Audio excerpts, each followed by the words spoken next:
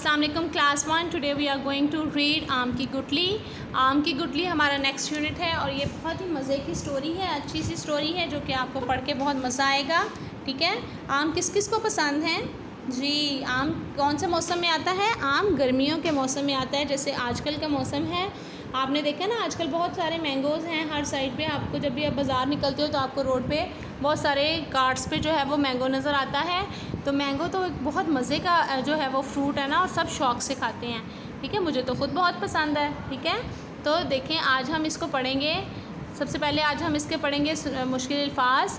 सुनहरा, कली, इनकार, सॉरी ये वर्ड है, हाँ जी, इनकार, जी कड़ा करना, शर्म, गुठली, निगल, फ़िक्र। सुनहरा, कली, इनकार, जी कड़ा करना, शर्म, गुठली, निगल, फ़िक्र। सुनहरा, कली, इनकार, जी कड़ा करना, शर्म, गुठली, निगल, फ़िक्र। तो आज का हमारा इतना ही काम है, आप इसको अच्छे से याद कीजिएगा। ओके।